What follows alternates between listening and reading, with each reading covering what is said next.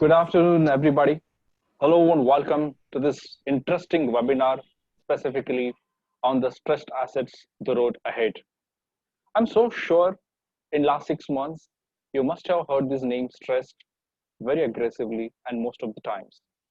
Stress is not only in the economy, stress is not only with the companies, stress is not only with the people, but largely with the corporate companies. And we are going to discuss what kind of major stress the corporate companies, specifically the mid-sized companies, are facing. When the NCLT started operating, IBC framed its law. Everybody thought that the creditor will be in a position, and creditor will be in a position, and perhaps debtor will face a tough time in terms of repaying to the banks, and the creditor will get their what you can say dues easily from the willful defaulters and the borrowers. That also happened to some extent, but pandemic came and things changed dramatically. All the resolution and all the achievements and all the victory that IBC and NCLT put together put on hold because the government of India came with a 6 month suspension for the IBC, specifically for the cases related to COVID-19. Just 2 days back, the government also extended the suspension for 3 more months. Now, we are going to discuss here in this panel discussion what does it mean? What does it mean to have this 3 months more extension specifically for the corporate borrowers? What does this mean to have the stressed assets in the country? And more importantly, the focus of this discussion is going to be on what is the resolution mechanism for the stressed assets and what is the road ahead for the stressed assets going to be. And let me tell you, I have the best speakers here with me on the platform of TT Legal World, and allow me to introduce them to all of you. My first speaker today is Mr. K.R. Sajikumar, Executive Director, Insolvency and Bankruptcy Board of India, IBBI. Mr. Sajikumar, welcome on the show. My next speaker is Mr. Amit Chaju, Partner, Indus Law.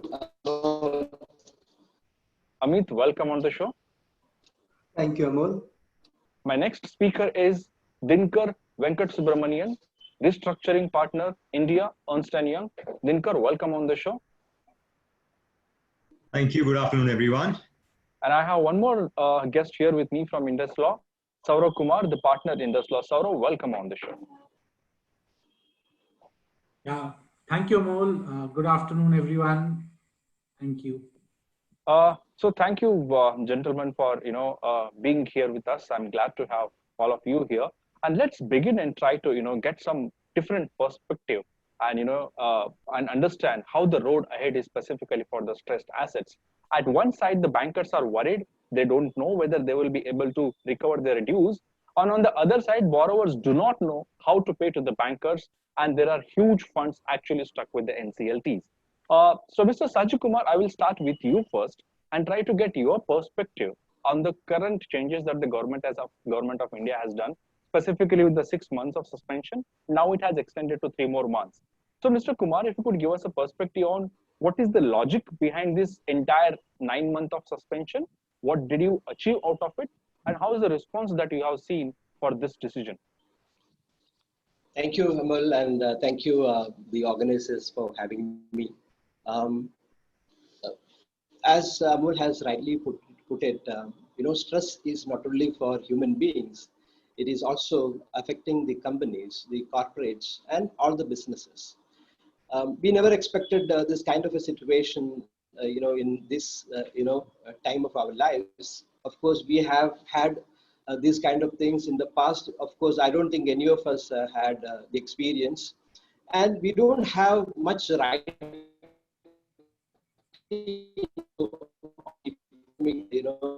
crush economy, the human beings in the now that we have an extension and the attempt of every government, every country, every state, every regulator, every business is to deal with and to find ways and means to get out of it.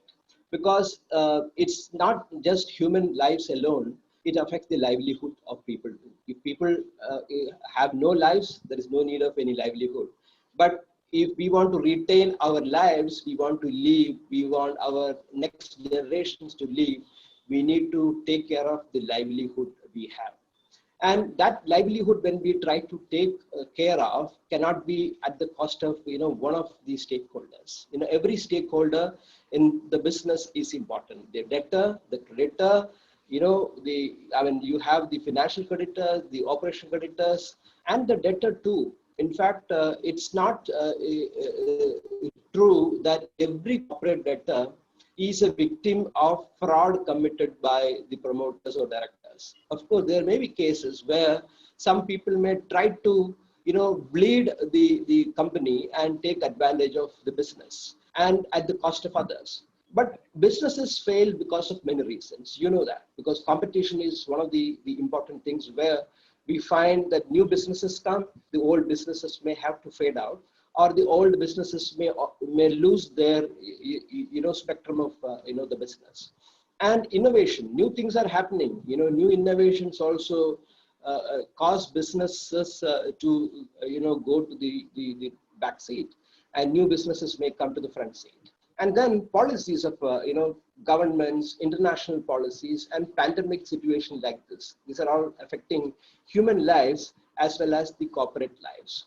So once we had this system of the corporate insolvency resolution process, and the thought process started in 2014, when the then finance minister Arun Jaitley, in his finance in his speech in the finance bill 2014-15, he announced that his government was preparing a resolution mechanism to help the MSMEs. Of course, it started with MSMEs, and slowly and gradually it converted into a full-fledged insolvency law, the Insolvency and Bankruptcy Code 2016. You know the history, how the act came into being.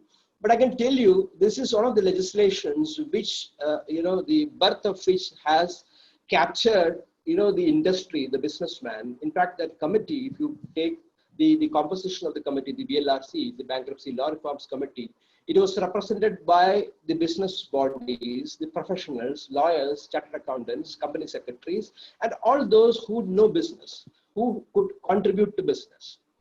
And then, that the act has, undergone many changes in the past. We have, just had the fifth intervention, legislative intervention, and many other interventions by, jurisprudence. Many courts have had a chance to interpret various provisions of the IGC.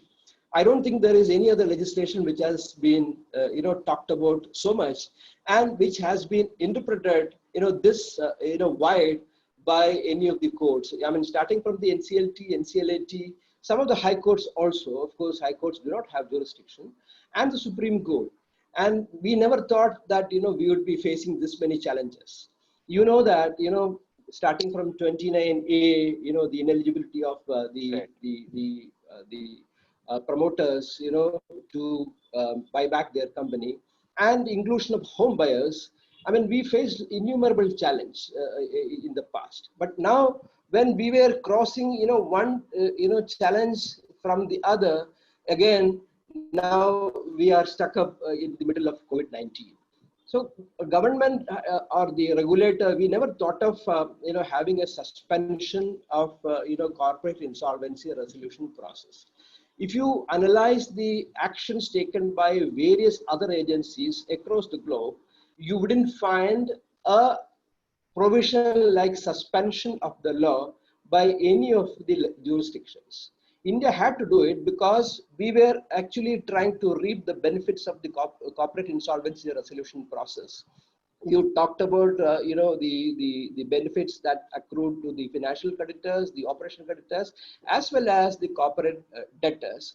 But, suddenly we faced this, and this was the only method to minimize the impact of COVID-19, because if you allow more and more corporate debtors to get into corporate insolvency resolution process, you have to look for a person who is ready and willing to take over the business. That's how resolution restructuring happens. You need to have a prospective resolution applicant. So is this a time to have a prospective resolution applicant to take over the business and continue the business of the corporate debtor? I think since there is fund crunch throughout the globe, it would be very difficult to find prospective insolvency resolution applicants. And even the resolution applicants who had already committed, in fact, they would also have problems. In fact, we have to understand the whole gamut of the issues. That's the reason, as a temporary measure, I want to underline the word temporary measure, because some critics say that, oh, IBC is gone. IBC has not gone. Somebody put it rightly, IBC may be suspended, but the spirit still continues, and the spirit is going to continue forever. And this law is going to continue forever in this country, maybe some tweaks and changes. Why I am saying this, we have had enough experience in the past in respect of, corporate restructuring, resolution, but everything failed. And this is the only hope for all the stakeholders. I mean, the financial creditors, the borrowers, as well as the corporate debtors. So I'm saying this is the reason, the logic behind it. This is only a temporary phase. Of course, this was envisaged only for 6 months, starting from the 25th of March 2020, the date on which the national lockdown was declared by the Prime Minister.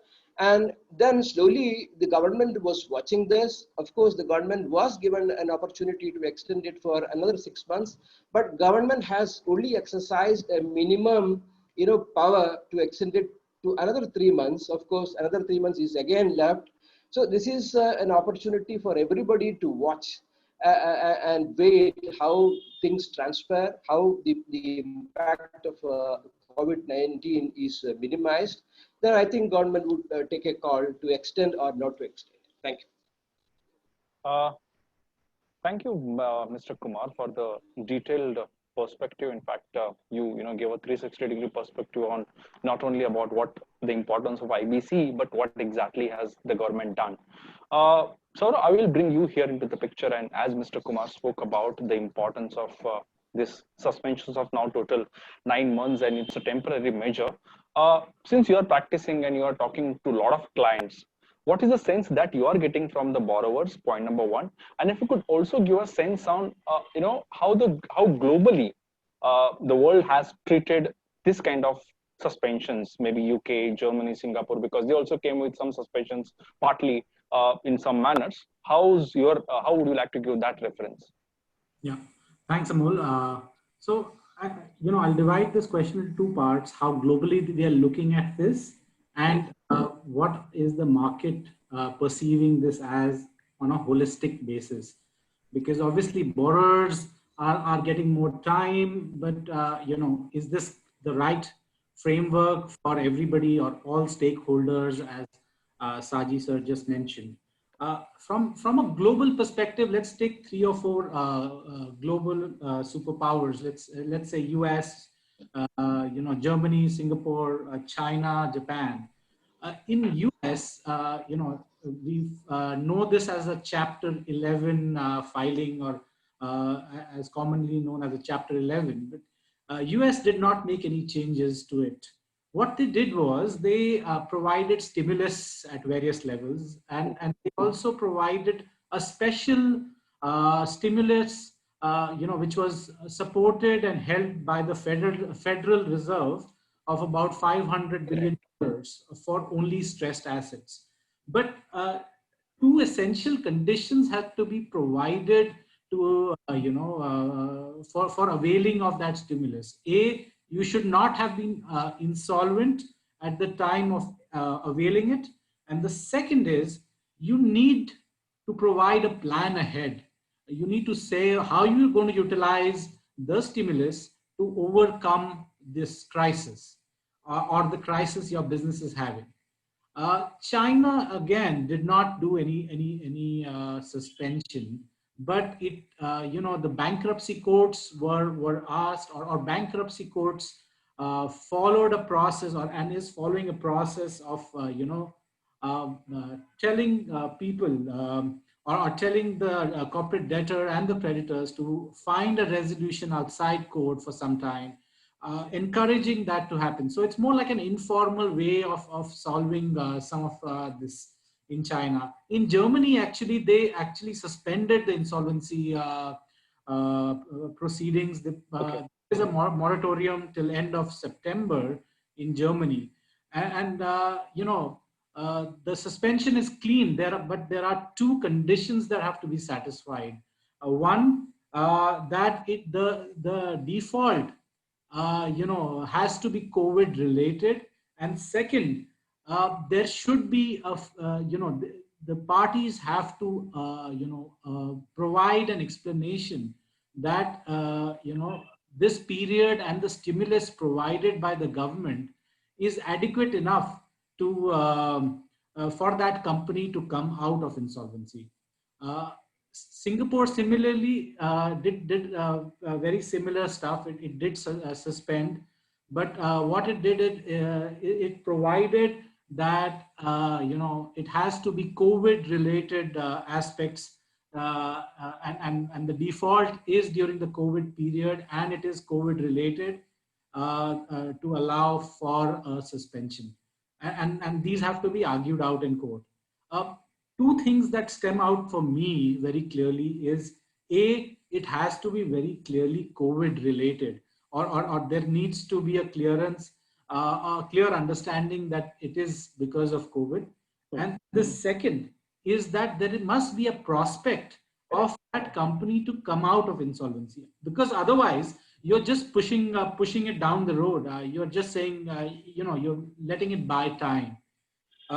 And we should look at this in two ways. One, we should look at it for current the new stress, and the second is we should look at it more from the past stress, or stress that is already existing, or pre-COVID kind of stress. So in both those situations, what comes out clearly is we must find that there is a roadmap ahead for each of the companies.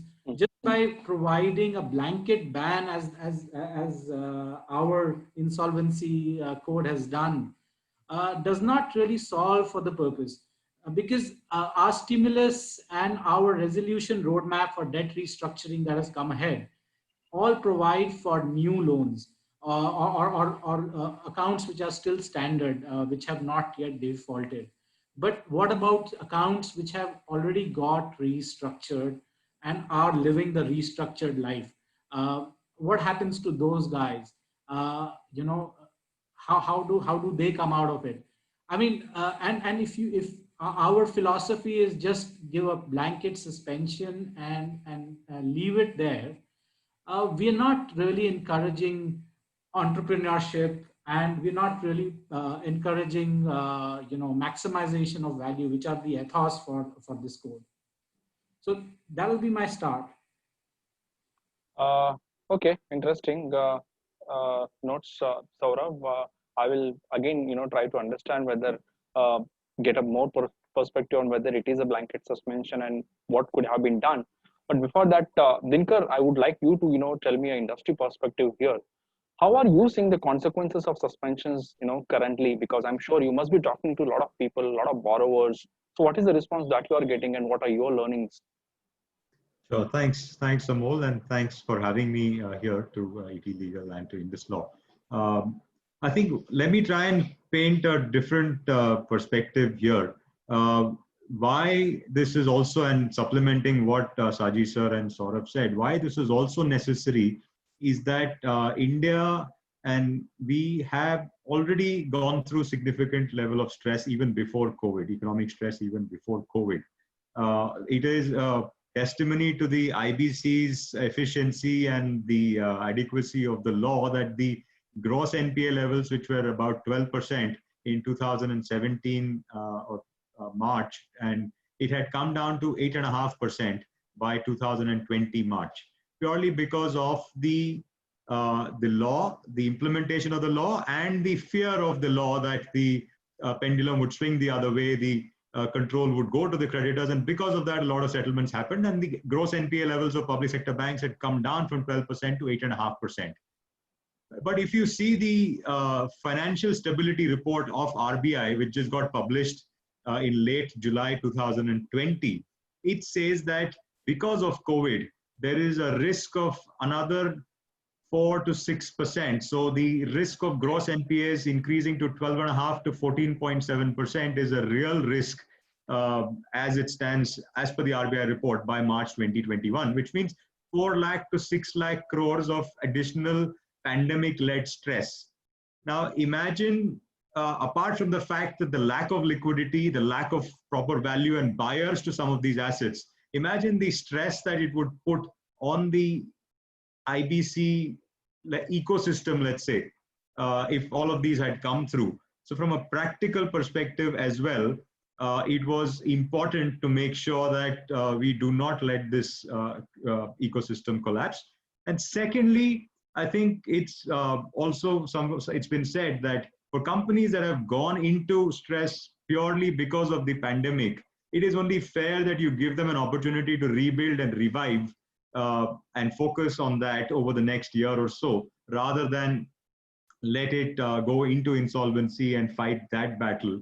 And that's also a lot of that rationale. I think that's very well understood. So having said that, we need to break this down into backlog stress and pandemic-led stress. So 8.5% of NPAs, backlog-led stress, and pandemic-led stress of 4 to 6 lakh crores or 4 to 6% that's there. We need to deal with these two things separately. The IBC moratorium, and I know it's been said before, let me clarify that also, that the moratorium on IBC, which started sometime in June, is only for defaults that occur post March 25th.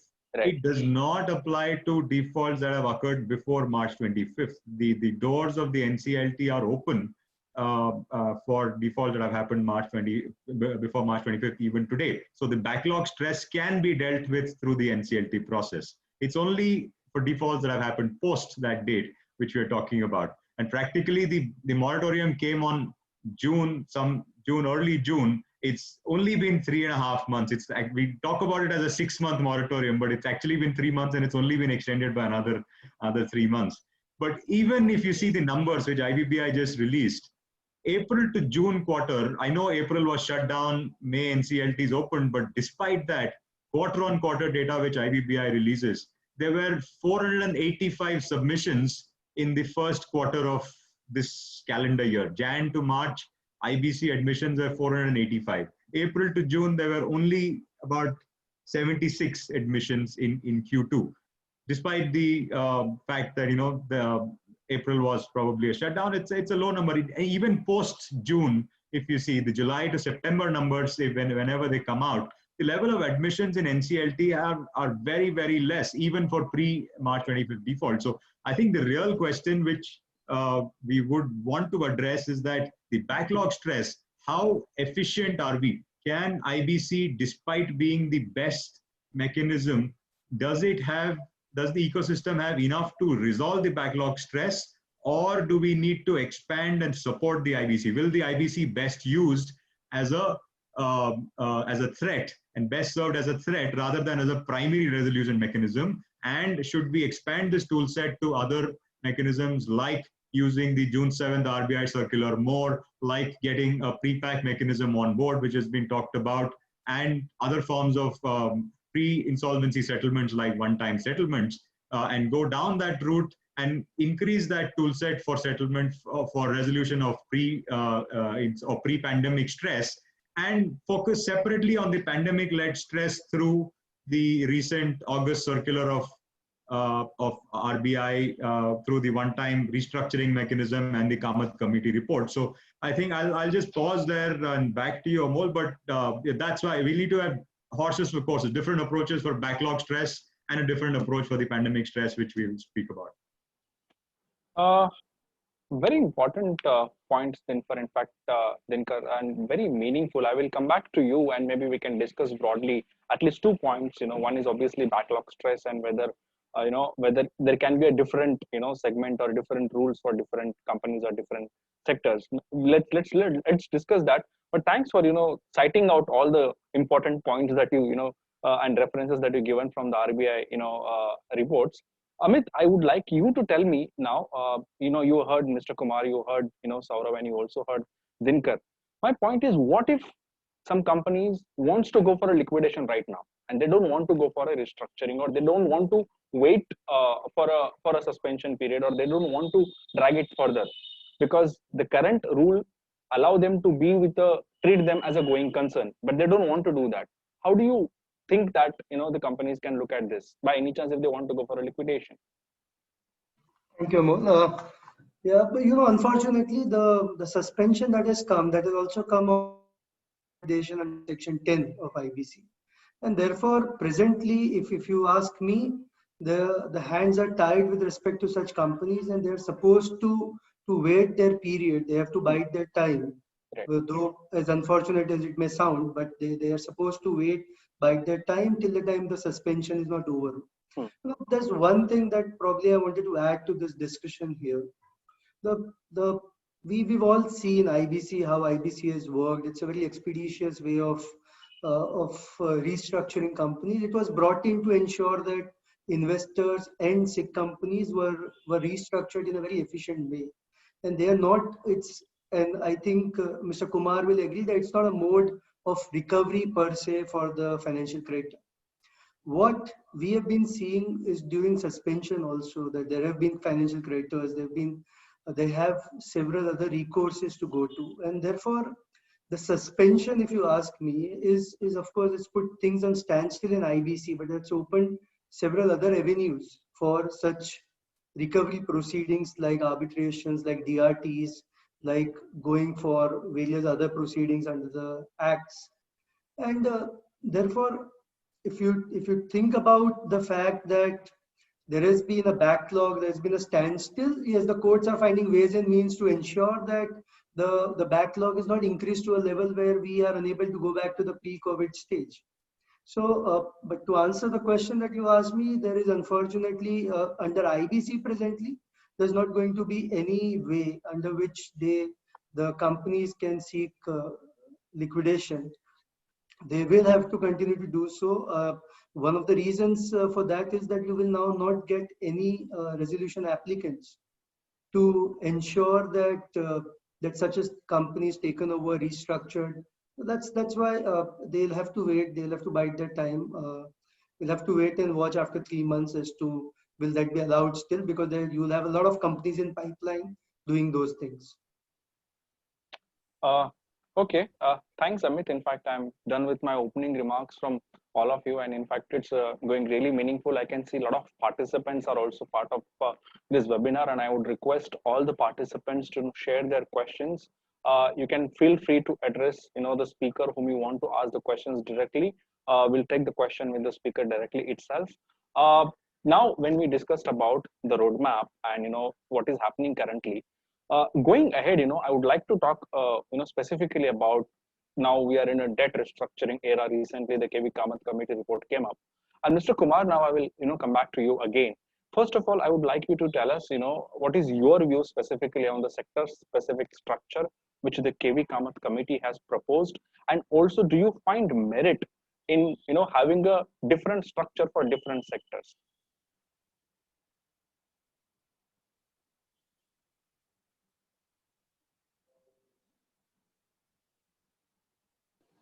The KV Kamath committee report and the RBI's endeavors to have a resolution mechanism. It's a mechanism for resolution. Of course, the resolution framework is different from the resolution framework that is envisaged under the IBC. That is evident. It's a kind of restructuring, mechanism RBI had even before. This is not the first time RBI is coming out with, a restructuring mechanism for, stressed assets. But here, besides the other measures, RBI has taken, the measures to deal with liquidity, the monetary, regulatory, supervisory, measures. And all other measures, in fact, the interest waiver. But this committee has given certain recommendations, and immediately after the recommendation, in fact, the RBI, the regulator, has accepted the recommendation. But what I feel is this restructuring or the framework has to be dealt with in a different from a different perspective, because IBC's perspective is different in the sense that IBC looks for continuation of the business of the corporate debtor through some other person, through a new resolution applicant, new business person. But this restructuring, it envisages continuation of the business by the same person. The promoter director can continue the business, but there can be adjustments. Of course, there are certain conditions that you should not, the debt, should not be a standard, should be a standard thing. It should not be a default.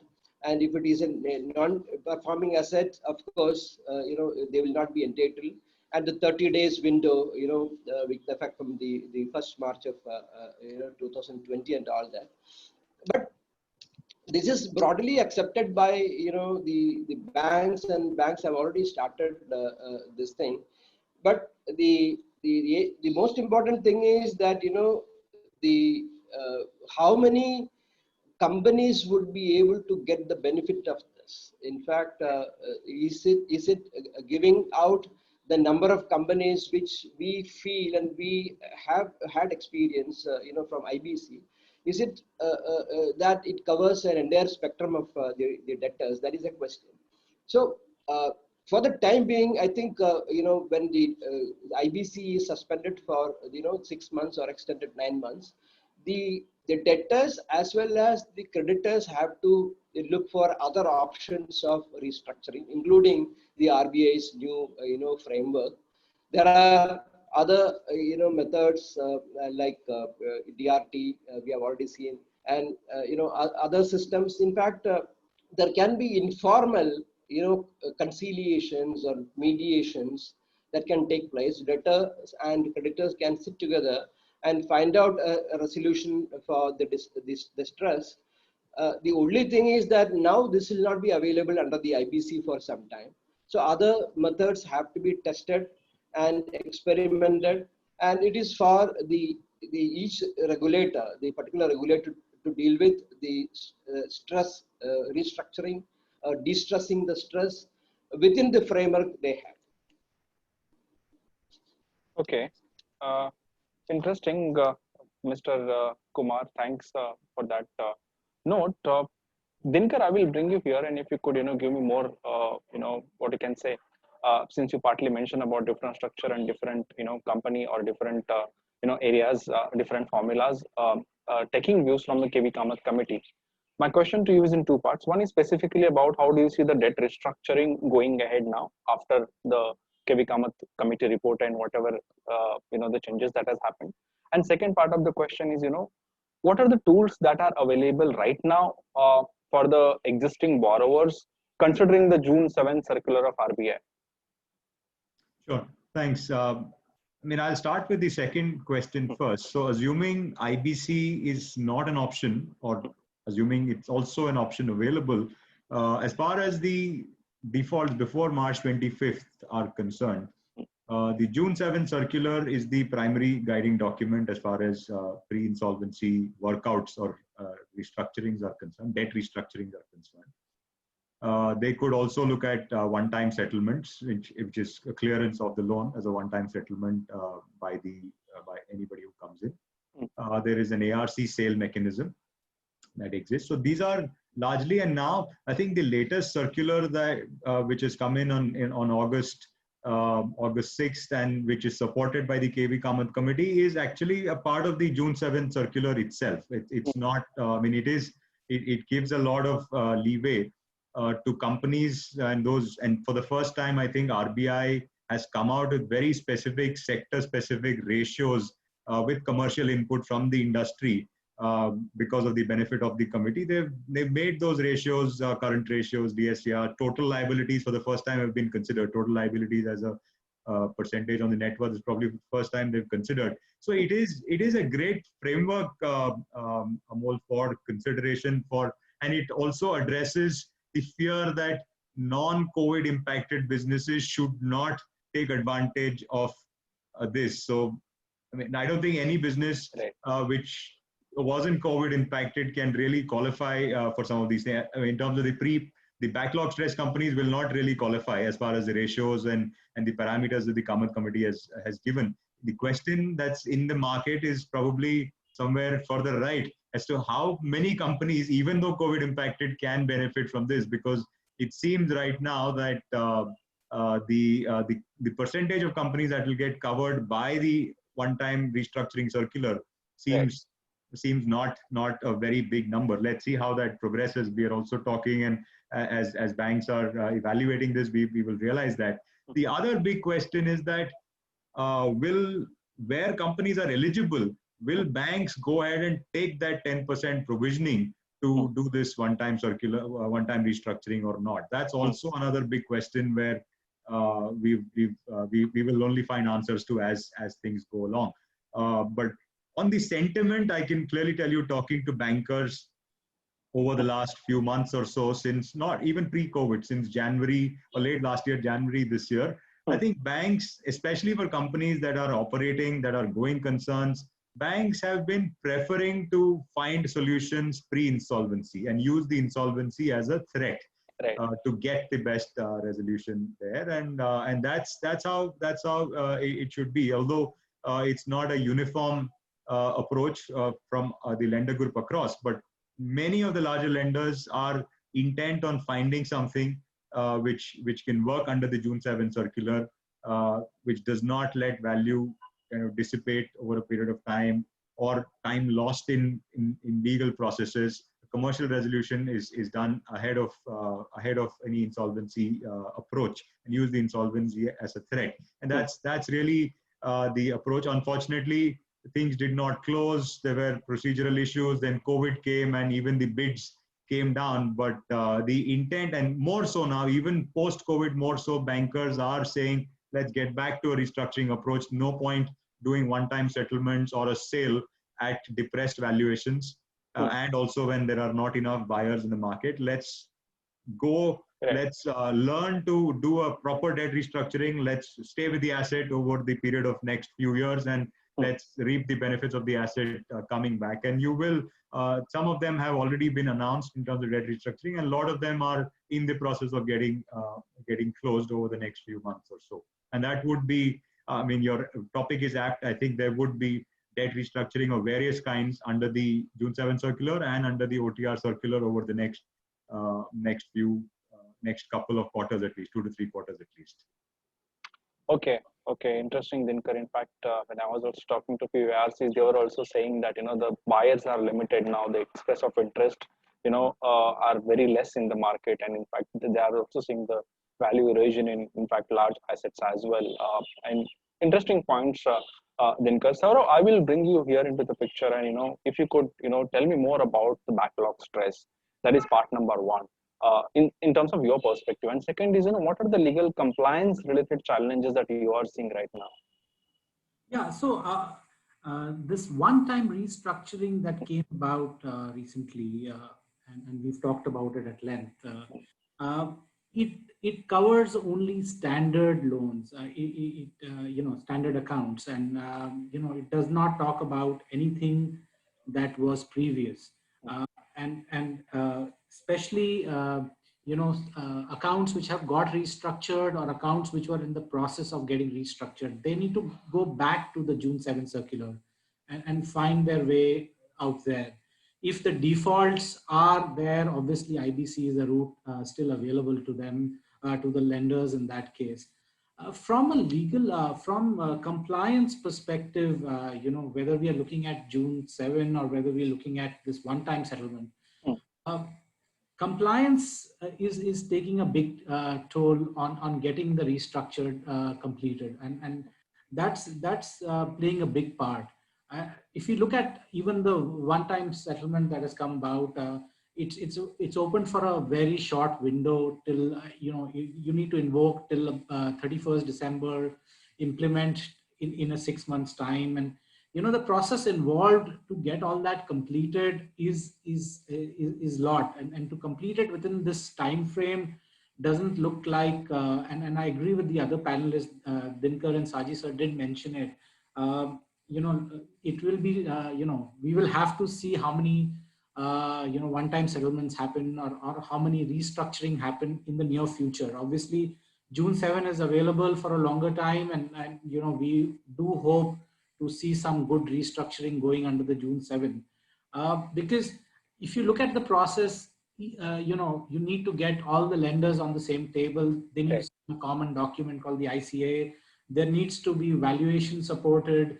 Forensic is required, at least in relation to backlog stress, may not be for the standard accounts. Credit agencies have to get involved. Valuations have to happen. Techno study, those kind of things.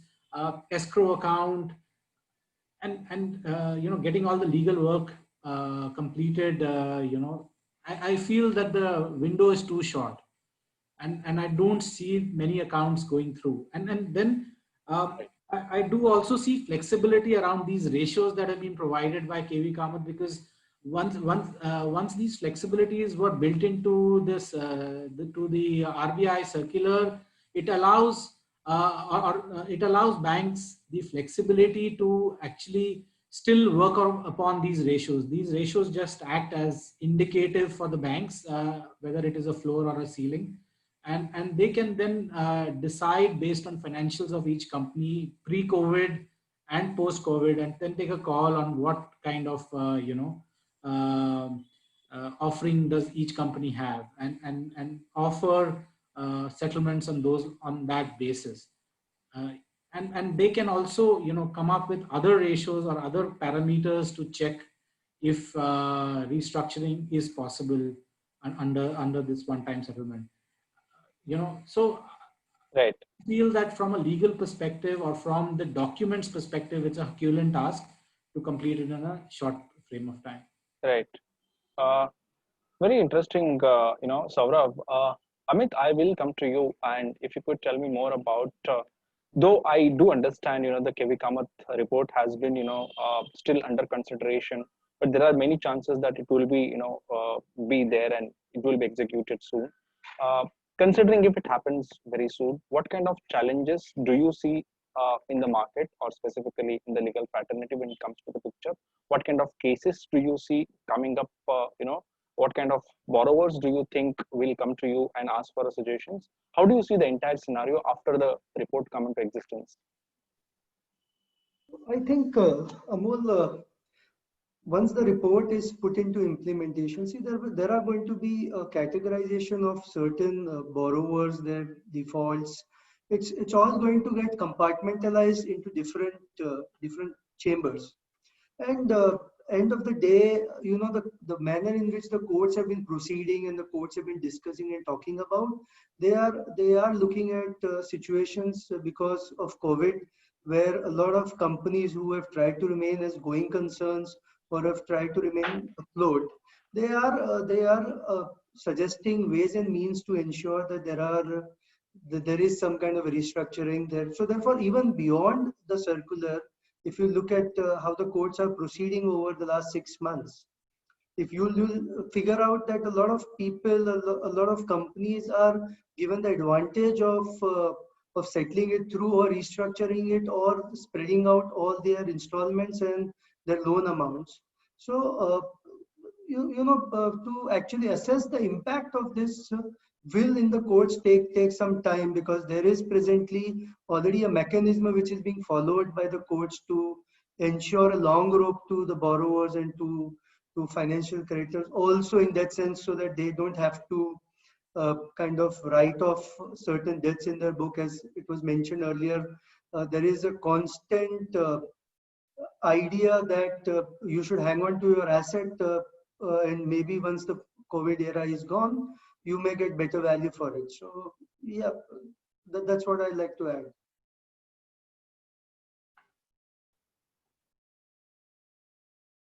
Amol, I can't hear you. I think you are on mute. Yes. Yes. Thanks, Amit. For that note, and we have started also receiving a lot of questions from the panel participants. I will take this question, from someone. There are many questions. So there is this question: economy looks difficult to come on normalcy in coming 6 months or so. how do you see the restructuring cases will again come in delinquency? Dinkar, do you want to answer this question? Yeah, I mean, that's a fair question. I guess those restructurings that were done pre-COVID, or those debt restructurings that were done pre-COVID, unfortunately, maybe some of them will get hit by the current economic scenario. And the hope is that with the moratorium that was given by RBI on payments, and with the OTR circular, things will come back into play. Otherwise, I think it will all, those that cannot will again come back in once the IBC moratorium goes away by end of December. We will have to deal with the stress. By the time the color of stress would have disappeared. I mean, you cannot call them anymore COVID stress, or today we can call it COVID stress and non-COVID stress and try and deal with it differently. But post December, they will all have to come under one bucket, and you will have a quiver of arrows to choose from, whether you want to go down the IBC route, whether you want to look at another debt restructuring, whether you want to do a one-time settlement, or individual lenders can exit through ARC sales. So it will have to, but those restructurings that have been done in the last year or so may face problems because of the COVID situation, and you will have to deal with them as they come. Okay, thanks, Dinkar. I will take a couple of more questions. And before that, there are 2-3 important questions that I have. And Mr. Kumar, I will come to you. And I would like to have IBPI's perspective here. Let's discuss the landscape around insolvency, specifically in terms of the personal guarantors. We have all seen the Anil Ambani case recently.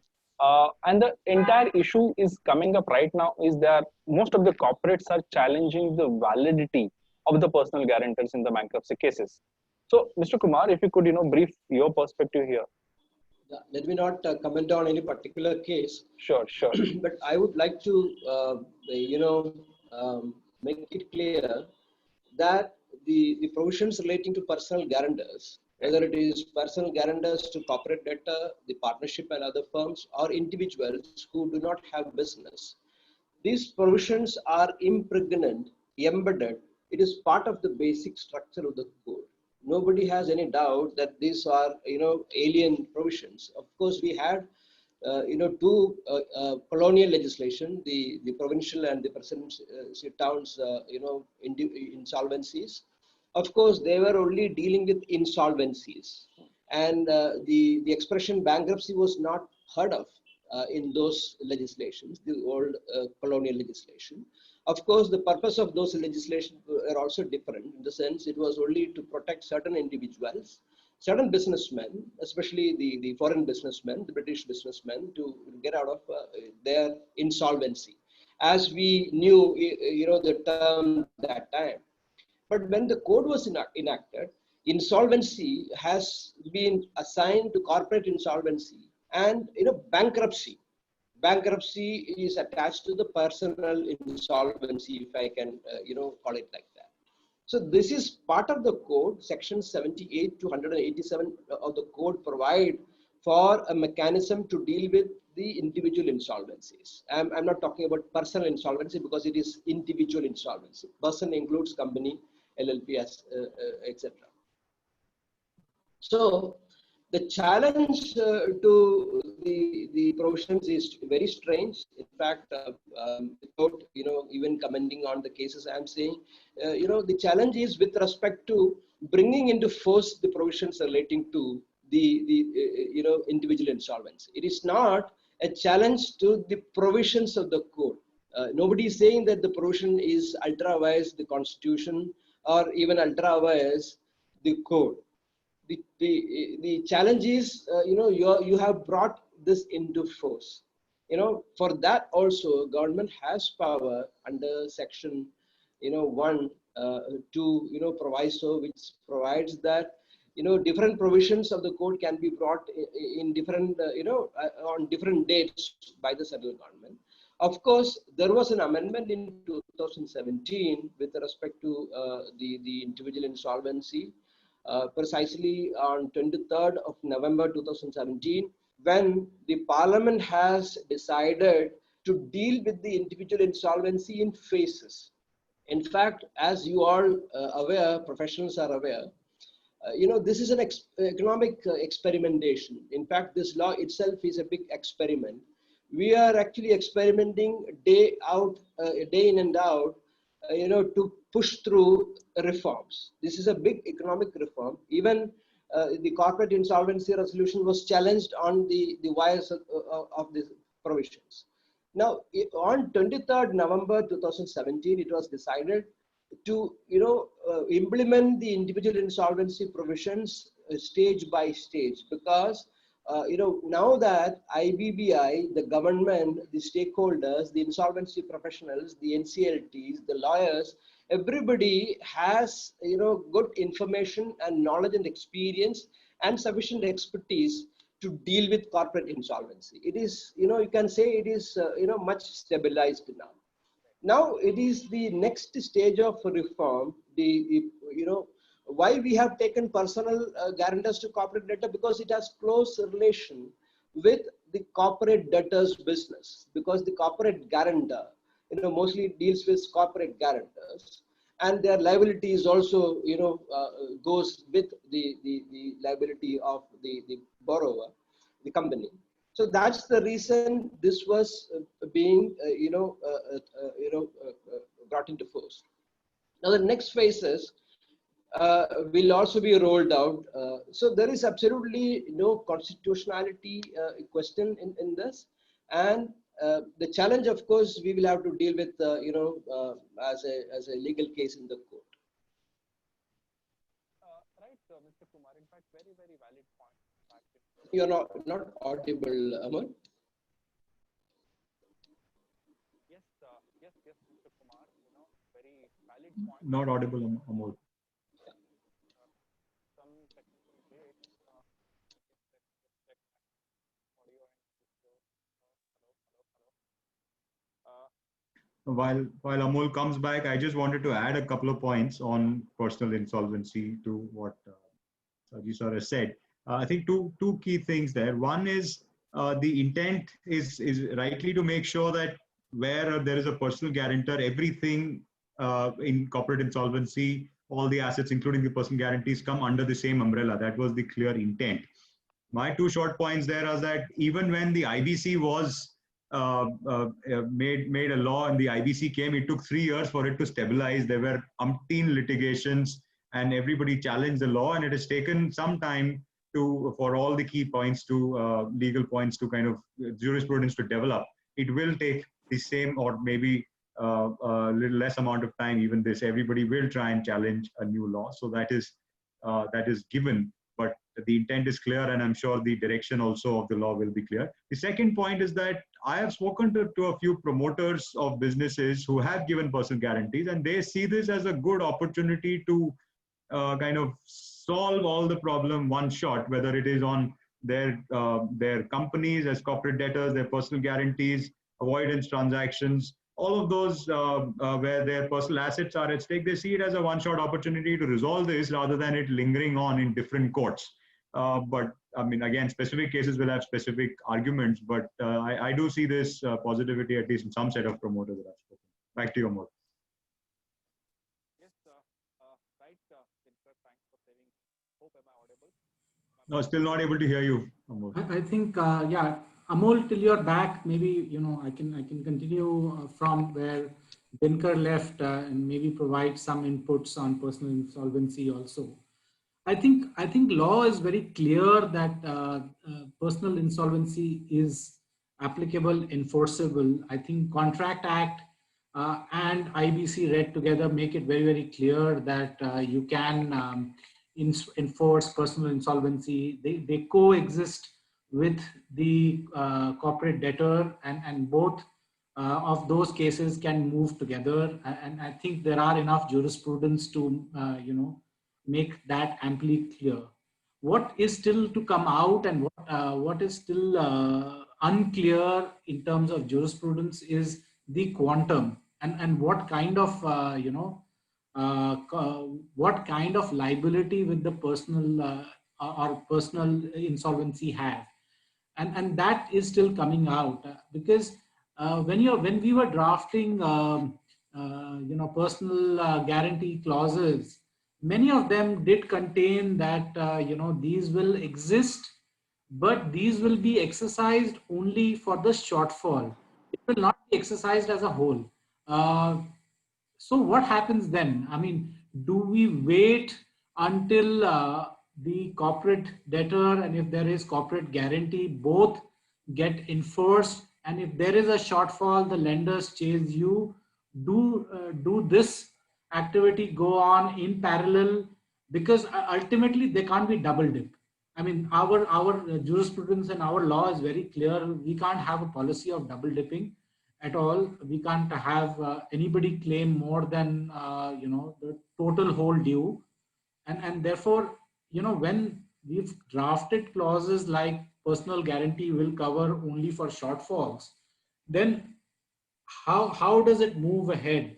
And that matter is not clear. Obviously, NCLAT has decided that once one set of claims get admitted, the other set of claims under personal insolvency or corporate guarantee is on standby for some time. But I'm not sure that's going to hold for a long time. I mean, obviously, Supreme Court is looking at it currently in a couple of important judgments, and they will come out with important jurisprudence around this. But this is here to stay, and we have to find or navigate ourselves around it. I completely agree with Dinkar, because this could also be looked at as a positive positive story, where personal insolvency is used in a positive way to get around the difficult times of at least the close-knit companies, where the founder or the promoters control large bits of it, and this is used in a way to come out clean and start life again. So that is available as well.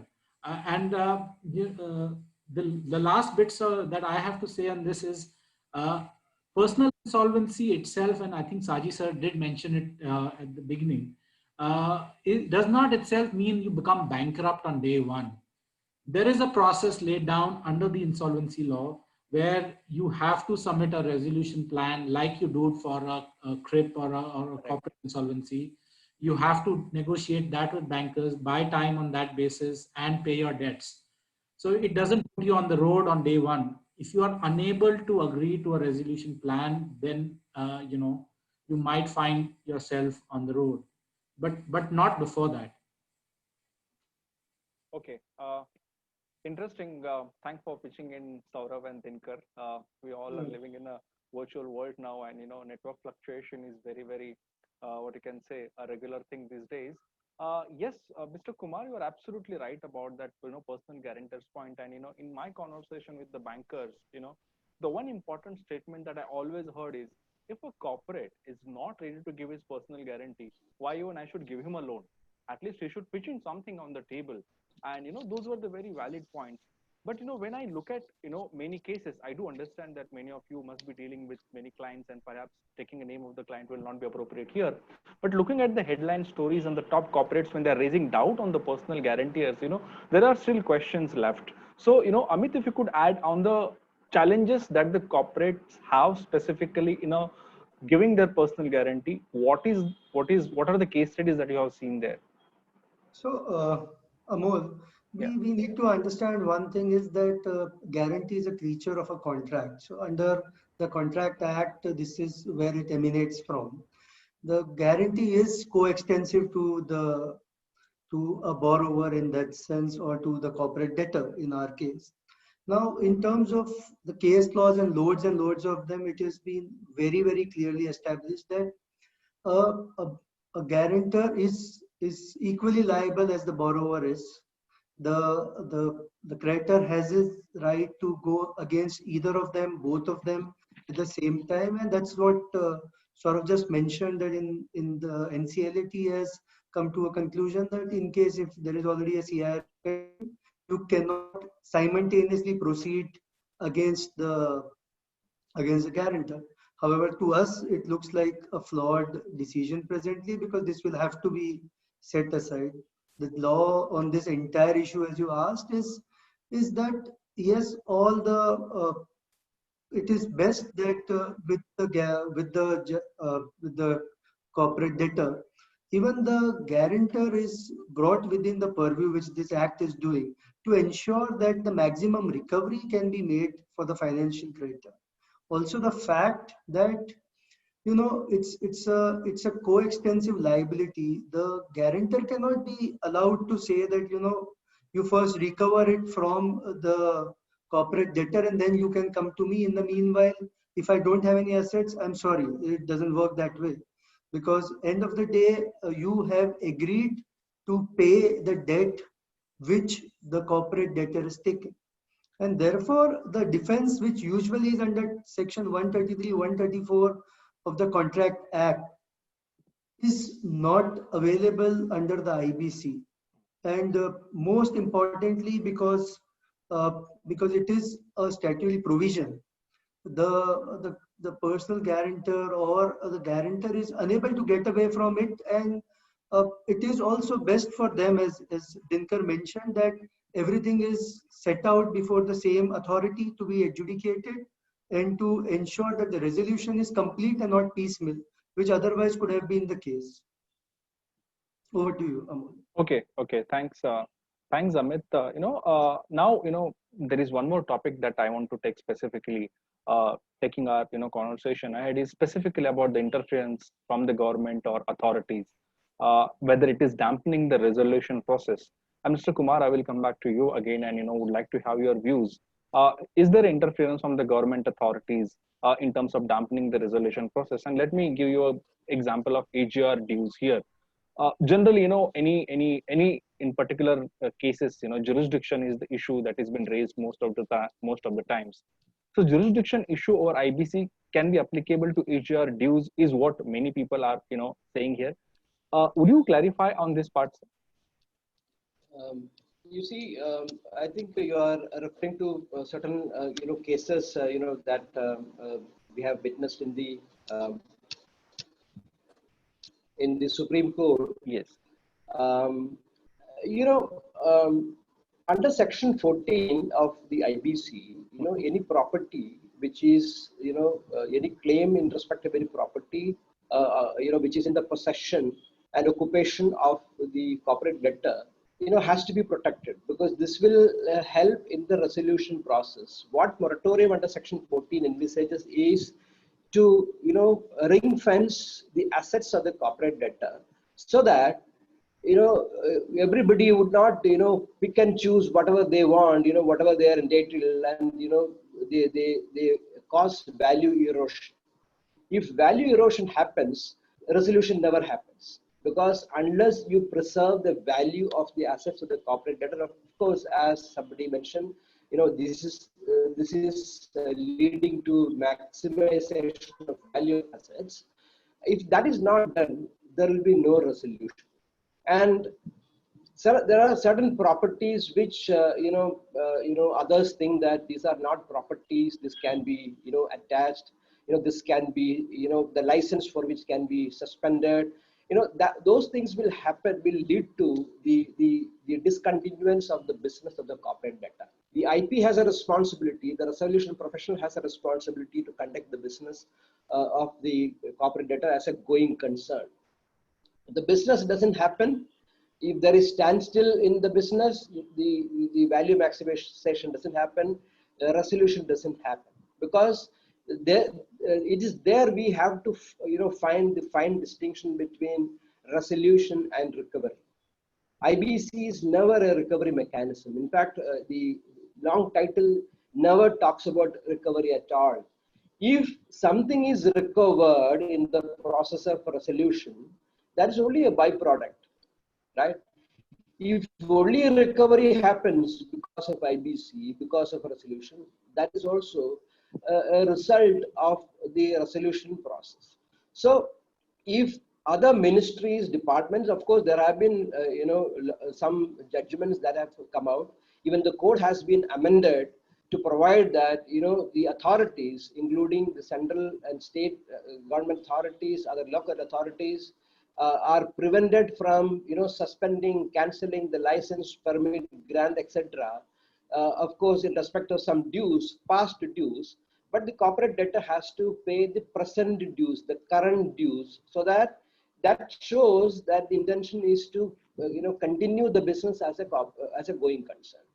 Now, if this is not happening, in fact, there have been cases where even tax authorities have interfered with the process, in the sense that tax due, we all know that it's an operational debt, and after resolution, in fact, the authorities have claimed dues and they have approached the court. Some of the matters are in the court. I don't want to comment on that, but I am saying, if that is done, if you are not coming forward as an operational creditor, and if you don't stake your claim with the IRP, RP, in the resolution process, you may have to lose certain properties or things that you possess. So that is clear, and that is the intention of bringing amendments also. Of course, still I feel you are right, Amol. There is a need to have a lot of synergy,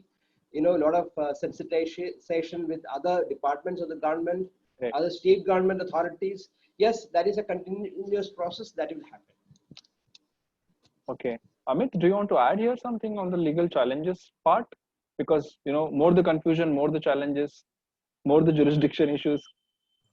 Yeah, so we are seeing that continuously. There are several interpretations on all these issues, but as we go ahead, we will be kind of evolving this law. As we have seen, since this law has come, there have been several amendments and much more case laws on this. So I think I agree with what Mr. Saji is saying, that it's evolving, and we'll also see what happens beyond the point of time.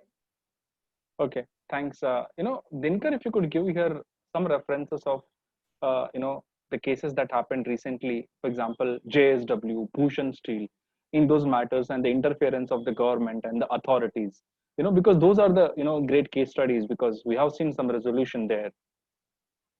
Yeah, no, I completely agree with what Saji sir and Amit say. The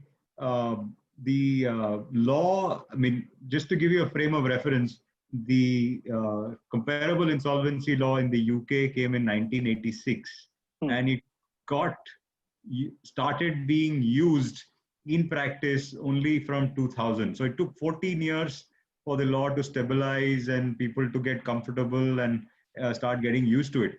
I think in comparison, the IBC has achieved tremendous amount of jurisprudence through litigations and legal judgments by various courts over the last 3 years or so. So the cases in point you mentioned around JSWs and ED and the Bhushan Power and Steel case we're talking about, or even the Seven Hills resolution with the Bombay MCGM, that judgment, or even the non-IBC, the AGR. So all of these are, I would say, Right.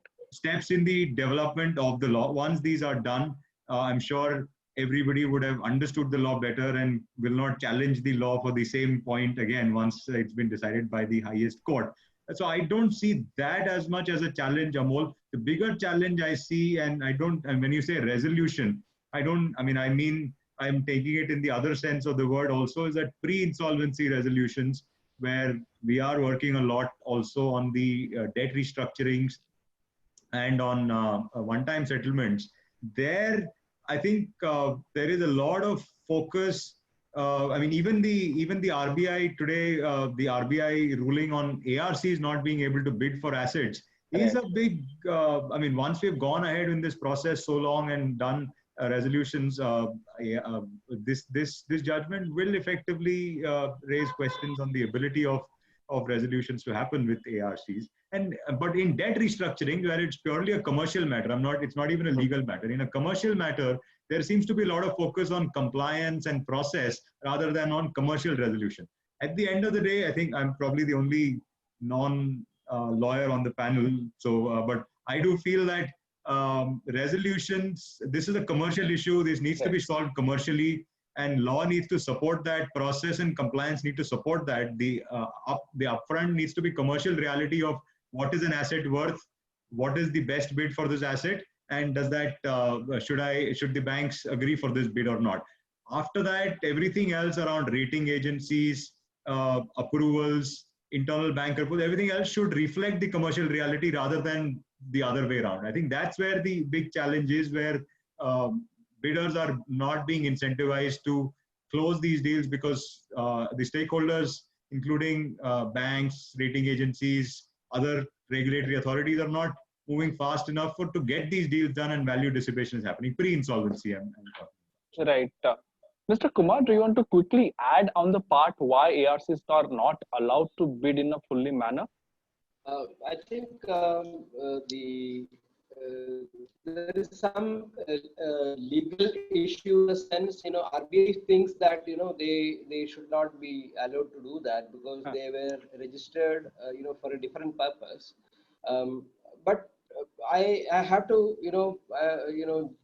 agree with Mr. Dinkar on this. In fact, ultimately, the law is for resolution, and the companies have been there, for a long time in India.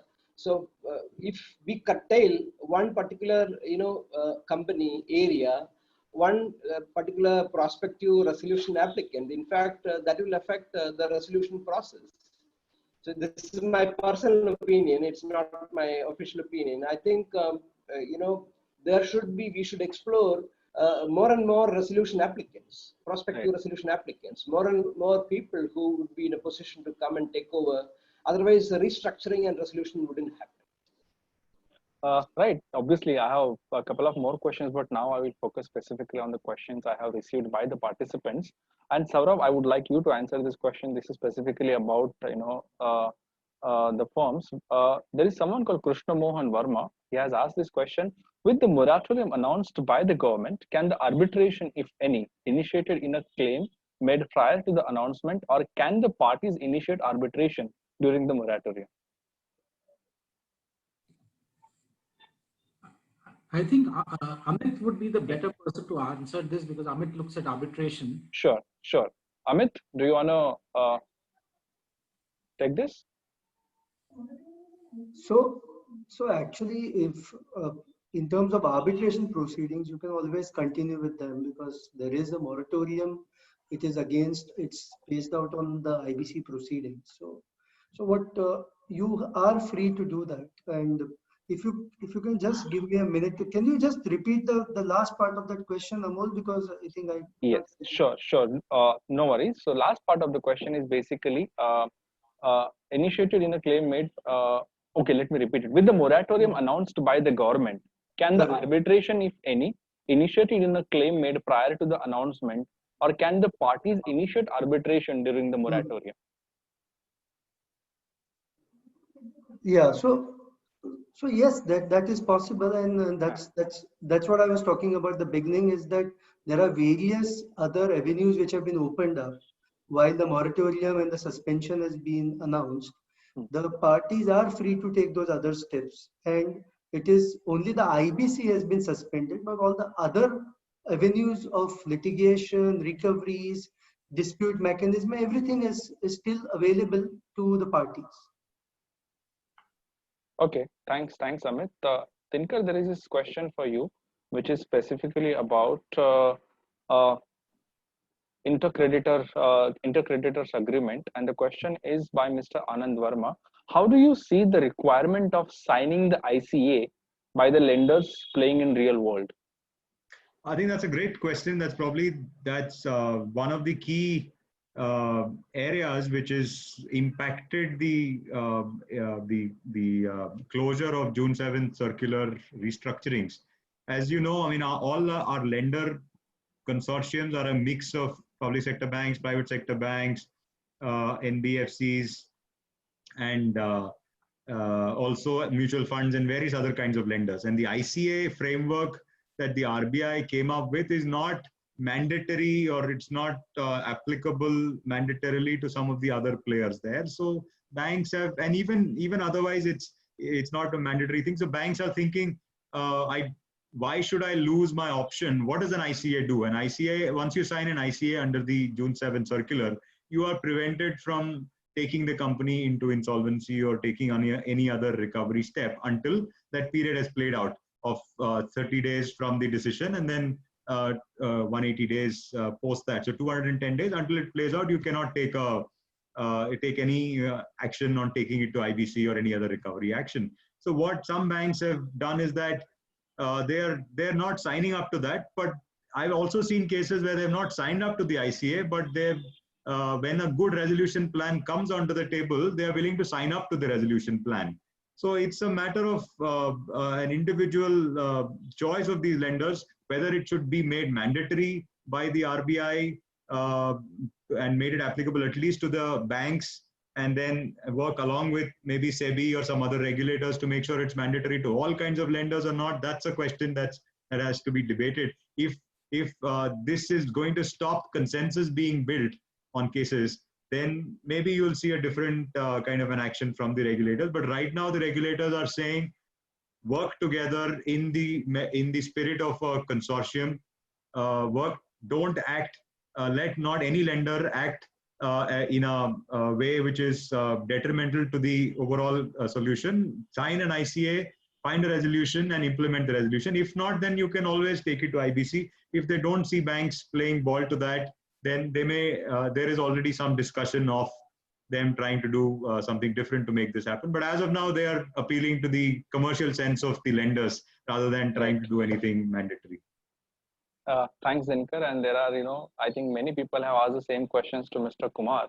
Obviously, the industry, at least half the industry, is very happy after seeing the suspension. But there are few people who have a doubt on suspension as well. So the question, Mr. Kumar, for you is suspension the best solution? What are the possibilities for getting resolution applicants for insolvency proceedings initiated for defaults occurring prior to 25th of March 2020? Can insolvency proceedings be initiated after the culmination of the suspension period in respect of defaults that occurred during the suspension period? Okay. What the suspension is talking about, it's a temporary suspension of initiation of corporate insolvency resolution process, that is filing of applications under section 7, 9 and 10. The suspension is only applicable in respect of the default that occurred on or after the 25th March 2020, and that is extended to 6 months, and now it is another 3 months have come into place. So it's in respect of the default occurred. Default, as you know, default is defined under section 312 of the code, which says that it's non-payment of a debt due and is not paid by the debtor in whole or in part.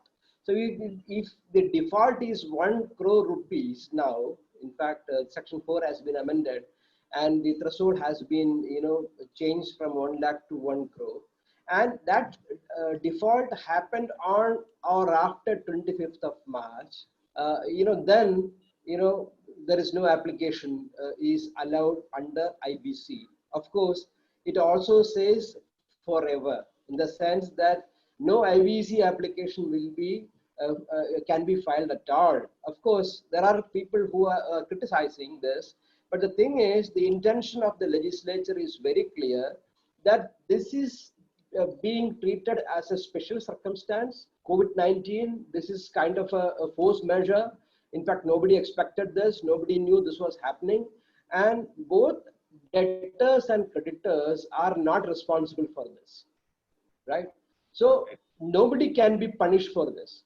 So for this default, and that's the reason we otherwise call it as a COVID default. In fact, I think Saurav talked about the foreign jurisdictions, how they dealt with it, COVID default. We also call it as a COVID default only. Of course, we have not stated as such in the law, but otherwise it's a COVID default because we take 25th March 2020 as the date of COVID, because that is the day on which the country went into a national lockdown. The physical activities were restrained. That date has to be taken into consideration, and then for the further extended period, whatever we don't know, we are under unlocked down. So If the default is prior to 25th of March, of course, application can be filed after this period is over. There is absolutely no bar. But question is whether there is default. Of course, as it has been said, it has to be proved. You have to prove, your books, your records, whatever. Of course, that we cannot, dispense with. Okay, thanks, Mr. Kumar. So we are, just 10 minutes away from, the time that we have. I will quickly take one or two questions which are very, very crisp in nature, and also some questions from the participants. Saurav, if could quickly tell me, since we discussed a lot of things about the resolution, the current changes, and how do you foresee the future? What are the changes that has happened due to suspension? If I ask you quickly, what is the road ahead for the resolution of stress? I mean, if you ask me in very crisp manner, I think the road ahead is debt restructuring. I think that's the only road ahead right now. There is no other mechanism available. There is a suspension, so you have to look at outside of the court to find a solution. Right. And if there is no solution available outside court, depending on each particular case, then I mean. It's a matter of time when IBC opens again. Lenders look at a solution there. Right. Personal insolvency is still available, so that's definitely a solution. You look at securitizing assets under the SARFAESI Act, but those have never worked out in the past. They are always amenable to challenges. It's always got stuck in BRT. So those have also not worked very well. So debt restructuring, as I see, is one of the bigger hopes, and I hope a lot lies in the implementation of debt restructuring. I hope we do see some road ahead on that and see some good restructuring come out of it, and that will lead the path for others to do it as well. Right. That's what I would think. Right, Saurav. Mr. Kumar, I will pick the same question. What is the road ahead specifically for you? And the question is, what is the road ahead for IBC? What is the road ahead for NCLT? Because, NPAs are going to increase. Huge percentage of increase may increase specifically after the pandemic. So the questions are, do we have the bandwidth to handle all these cases, considering even the backlog that is there with the NCLTs? And, where do you see IBC after 3 years now? We have seen a great resolution mechanism with IBC, but where do you see IBC going forward? Yeah, thank you for that question, and taking cue from what Mr. Saurav has just explained. I would put it this way: it can be outside of IBC, it can be inside of IBC, or it can be with the aid of IBC, right? Okay. Of course, the mantra is nothing but restructuring, resolution, right? In fact, as we all know, this is not an adversarial process. The whole corporate insolvency resolution process, even the individual insolvency, this is not against the person. You're not declaring a certain person. There is no social stigma attached to it. It should not be there. Of course, once the suspension period is over, we expect the opening of a big huge floodgate, and there may be big flow of matters. I think that's the reason I said, with the aid of IBC or inside of IBC, we can think of alternative mechanisms, right? Which we have not tried hitherto under IBC process. For example, alternative dispute mechanisms, mediation, conciliation. We can also try, ODR mechanisms, online dispute resolution mechanism, because as I said, nobody is responsible for the stress, this additional stress. We have to bring the creditors and debtors to a table, and with the help of somebody, and to see that the stress is de-stress. Otherwise, it will be very difficult. The borrowers as well as the creditors, both of them should understand the effects of the ill effects of COVID, and both of them should try for some kind of a settlement. Let us not try and agitate in the courts alone to find out a solution and to redress our grievance. Okay, thanks for that note, Mr. Kumar. Dinkar, I will take a participant's question for you. The question is by Ms. Priyanka Pillai. The question is this: Would an overhaul of this June 7th circular to include a drag, as in case of IBC, to mandate all the lenders to sign the ICA help in streamlining the process? What other changes could be instrumental in making the mechanism more effective, in your opinion? I think the first part of the question I already answered. Right. So as of now, the RBI is saying, use, if there is a commercial solution possible, take it, use your commercial sense. That's what they're pushing all of and they're probably working along with the other regulators like SEBI to push the other kind of lenders like NBFCs and MFs, mutual funds also. But making it mandatory would probably be the last step if things are not moving. What other changes could be instrumental? See, I think fundamentally where things are not happening is lack of consensus. So where there is a good asset and a good resolution is possible, perhaps the provisioning in the books of the banks is not adequate to meet that resolution. So if the debt value is 100, the recovery is 70, but the provisioning done in the books is only 20, banks are saying, why should I make another 10 provision to get the resolution done? Without possibly considering the fact that if they don't do anything over the next 6 months, then they'll probably only realize 50 and they'll have to provide another 30 more. So I think that kind of a commercial mindset needs to pervade through the banks. There are some banks who are thinking through that. And I do hope this consolidation of the banks into larger banks is going to help drive that thought process and get quicker, which I see in some cases. And it should make that happen. But the bigger, I mean, if you ask me what needs to happen, I think what we need is that we have stress worth an 8-lane carriageway, and we need an 8-lane carriageway for resolution also. We need an IBC, we need a debt restructuring mechanism, we need one-time settlements, we need ARCs buying assets and working these out. We also need bankers not to expect cash upfront. We need bankers to say that, the value realized can be even more, but I may need to work for the next 5 to 7 years with the asset to get these assets. So, and whichever, I mean, if it's an operating asset, choose one of the pre-insolvency mechanisms, use insolvency as the last resort, but choose judicially from these different options that are available. And I know we haven't spoken about prepacks, but prepacks are also being discussed very, very in an advanced way, which can augment this whole tool set that is there. So use this tool set to make the resolution also an 8-lane carriageway so that the stress can be resolved quickly. And that will also help resolution applicants come from outside of India as well, because when they see more certainty, when they see the process getting faster and the jurisprudence is already settled in, then you will have more resolution applicants also coming through. So that's I guess the way forward.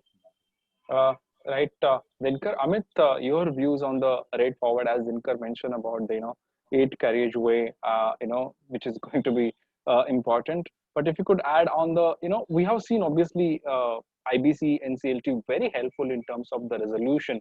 But there is always a feedback, and the feedback is whether the NCLTs are the sufficient manpower, whether they are able to handle the stress of not the assets but the number of the cases which they have. So considering all these points, Amit, if you could tell us, what is the road ahead that the entire NCLT IBC should have in terms of resolving the stress? So, we are seeing these unprecedented times. We've never have seen them, at least in our lifetimes. So when you went to IBC, when you went to the court, it was the most expeditious, as we discussed. It was a looming threat upon the heads of the borrowers, and they under continuous stress. They would settle the matters. Now, as we see it road ahead, as Mr. Kumar mentioned, also that now the financial creditors or operational creditors will have to start exploring alternatives also, because yes, once it opens, the courts will be overwhelmed with a lot of requests, because everybody will be coming to the court not with an intent to ensure that insolvency is achieved, but to come to the court to get a better settlement. That's what's been happening mostly. So yes, there will be a lot of encouragement, which is any which ways we've been seeing by the courts to the parties, that they should encourage it, they should settle it out of the court. Otherwise, the restructuring process would start. But with the limited capacity that we have, and which is being continuously augmented or it's been increased time and again, we will fall short of a lot of in terms of dealing with so many matters. So to probably expeditiously move it, and if you don't want to get stuck for this next 3 months, you may have to look at other alternatives. Maybe go to DRT, maybe go under the alternate dispute resolution, which is arbitration. So yes, times for lawyers or for dispute lawyers are going to be great because there will be a lot of matters which will be landing up in court. But yes, for the judges, it's going to be a big headache. Right, Amit, very valid point. Yes, once the situation is normal and courts open up, there will be different cases. The cases will not only for the resolution, but restructuring and settlement, and for many other things. And the bandwidth should be there. The NCLTs and the court should be in a position to handle all the stress. Thank you so much, Amit, for sharing those meaningful thoughts. And thank you so much, Saurav. Thank you so much, Dinkar.